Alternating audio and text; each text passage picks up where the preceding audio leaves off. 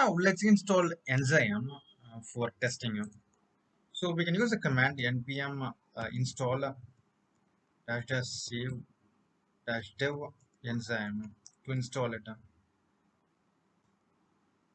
This will install enzyme module in our project. So in order to configure enzyme, we need enzyme adapter for that. So currently we are using React version 17. So enzyme adapter for React 17 is not yet officially announced, but we have the unofficial React adapter. I mean, the enzyme adapter for it.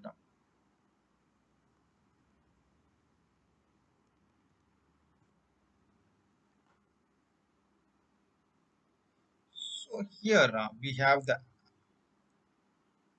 package called enzyme adapter for React 17. So let's make use of that and install that package. So let's install npm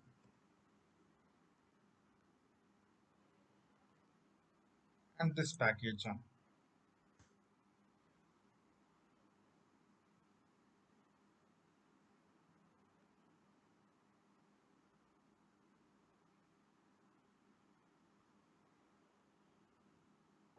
So this installs the enzyme adapter for React 17 version. Now let's go ahead and configure the enzyme. So let's go to the app.test.js. Let's configure enzyme. First, before that, we want to import enzyme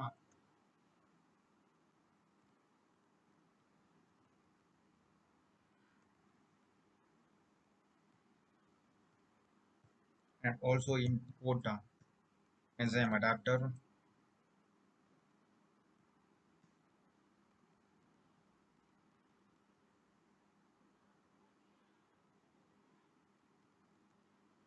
From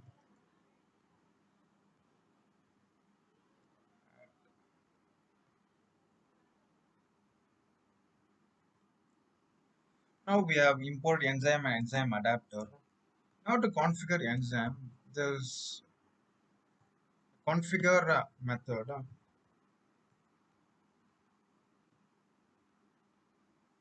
So we want to create an instance for it, for instance of the enzyme adapter, and we want to use it inside the configure method to configure the enzyme. So we are going to create the new instance of enzyme adapter now. So now we can make use of enzyme in our test cases. So yeah, so enzyme has a lot of APIs. So the most important, which is called a shallow and mount, which is used to render the application without a browser, and which gives us a snapshot of it, and we can traverse the component, and we can use to test the values, the events, etc. So let's create a wrapper and use shallow here and mount the app component here. So in order to see what that shallow returns, we can make use of debug. So let's make use of the debug wrapper.debug, and we can print it to the console first. So to see what it returns.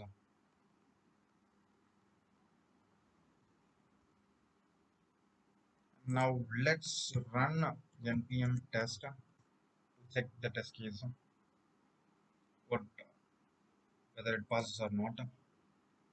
So one test case is passed, and now you can see the console output. So you can see it displays the component. So the shallow returns the component, and we can use this snapshot in order to test the component. So what is the difference between shallow, mount, and static render? Shallow renders a component one level. If we have a component or child component inside this component, that is not considered for this app testing, this component testing. So this component is isolated from the child components. So only this component is tested and rendered by using shallow. But if you use mount here, but that renders even the child component. So even the child component can be traversed by using the mount. And also we have one more render. It's called render, but this uses third party package in order to traverse the component and to test that component. So that is not used widely, but the shallow and mount is the one which is used widely in order to test the React components. So let's make use of shallow first. So let's write the first assertion. Expect wrapper dot length to be. So just as a lot of matches to test whether it is equal to or like not equal to, or to check defined or not defined or truthiness. So it has a lot of matches. Most widely used is to be. So it just checks whether it is equal or not. So the length to be one because it has one component level. So now let's check whether the test case passes. Yeah, now the test case is passed. Just you can rename the test case component render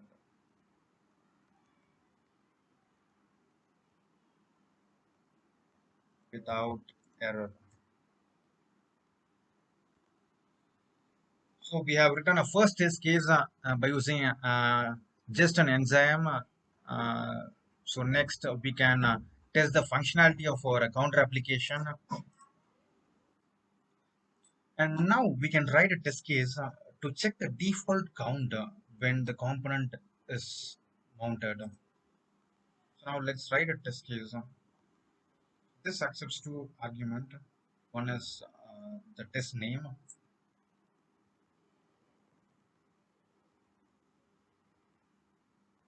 count, and the other one is a function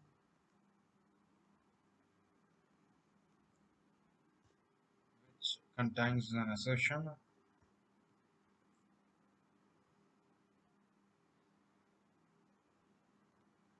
So we're going to test the count of the application while rendering. So it should be 0. So now we're going to speak about the data test attribute. So let's add a constant first, wrapper, same what we used on the previous test case, shallow, and the component that needs to be rendered, that is the app component. Now we just wanted to test the counter of the application. So if you go to app.js, there you can see the count is displayed in a span. So let's add a data test attribute now.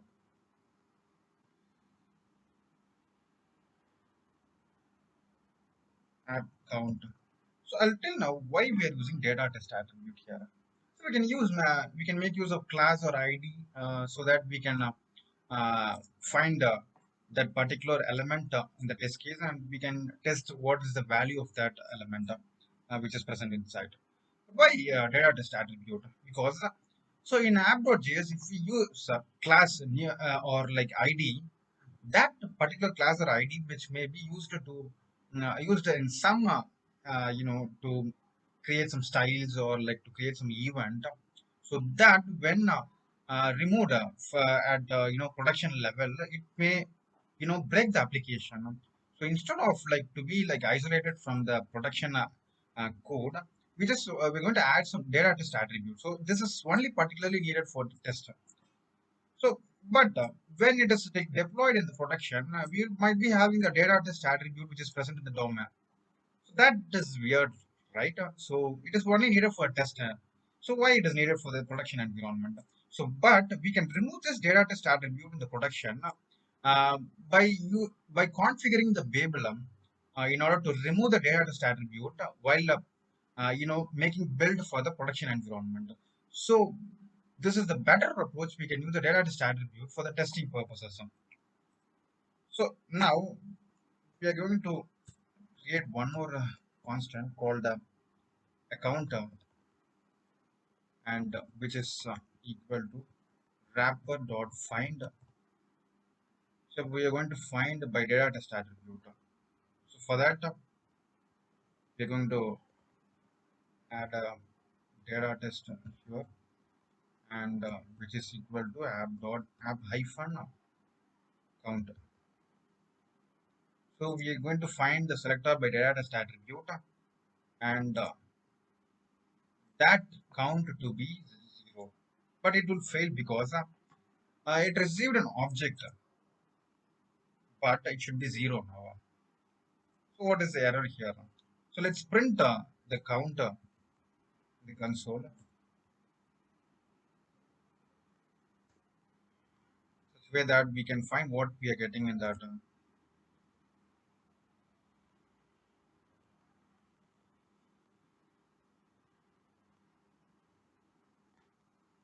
See what we are getting in the console. So we are getting uh, the element app.count data test element. So, but what we want to do here is we should not check the count, but here we want to check the text inside the element. So we have a method which is used to extract the text from the element, that is called text. So now let's see, but it also fails now because we will receive a text that is a kind of string, because a test method which will be always returning a string. So we want to test that by string. So you cannot test that to the integer. So now let's check now. So now this test case will be passed.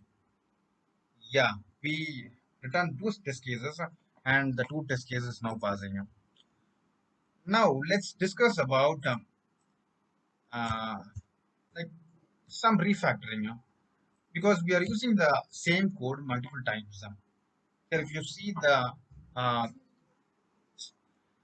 now let's refactor it by making the duplicated code into a single code. Let's create a method setup.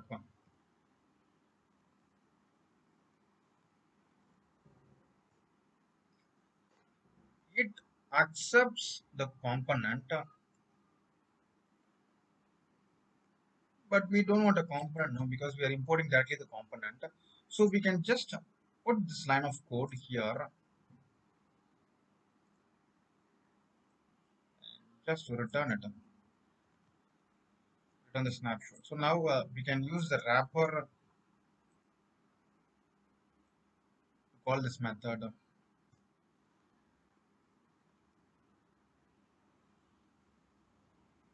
We can use the same over here. So now we have created a common method which will return return the snapshot of the component, which was created using a shallow. Now if we run this test now,